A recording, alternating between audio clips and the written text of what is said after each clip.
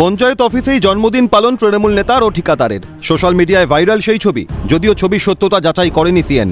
ছবিতে দেখা যাচ্ছে দুর্গাপুরের অন্ডালে তৃণমূল পরিচালিত উকড়া গ্রাম পঞ্চায়েত অফিসেই পঞ্চায়েত সেক্রেটারি ইন্দ্রজিৎ মিশ্র ও এক ঠিকাদার গৌতম সরকার মাথায় বার্থডে ক্যাপ পরে জন্মদিন পালন করছেন নেতারা। সেখানে উপস্থিত পঞ্চায়েত প্রধান মিনা কোলে, উপপ্রধান শরণ সাইগাল। সেই ছবি ছড়িয়ে পড়তেই শুরু রাজনৈতিক চর্চা।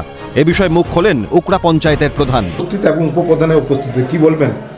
যেমন কালকে আমার পঞ্চায়েতের সচিব সেক্রেটারি জন্মদিন ছিল, হ্যাঁ, তো ছেলেরা যারা স্টাফ তারা বললো, আমি নিজেই কাজ করছিলাম, তো বললো ম্যাডাম একবার অপারেশন সেক্রেটারি জন্মদিন আছে। এগুলো সব ভুলভাল খবর দিয়েছে। এবারে কুকুরের ছেলে আপনি যদি আমার বাড়িতে আসেন যে জন্মদিন থাকে, তো আমি আপনাকেও তো কেক খাবো, বলুন।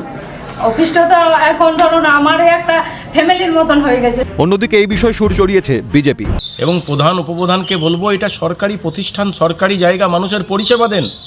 আপনারা কন্ট্রাক্টরের সঙ্গে বসে জন্মদিন পালন করছেন, এটা সাধারণ মানুষের কাছে একটা বাজে বার্তা যায়। কিন্তু জন্মদিন পঞ্চায়েত অফিসে এটা দেখাই যাচ্ছে তৃণমূলের কালচারই হয়ে গেছে। এটাকে আমরা ধিক্কার জানাই। গত বছরে পূর্ব বর্ধমানে সরকারি কার্যালয়ে বিডিওকে পাত পেরে আইবুড়ো ভাত খাওয়ানোর অভিযোগ ওঠে। সেই বর্ধমানেই সরকারি কার্যালয়ে কেক কাটছেন তৃণমূল নেতা, জানিয়ে তুঙ্গে বিতর্ক। দুর্গাপুর থেকে রাজেশ সেনগুপ্তের রিপোর্ট, ক্যালকাটা নিউজ।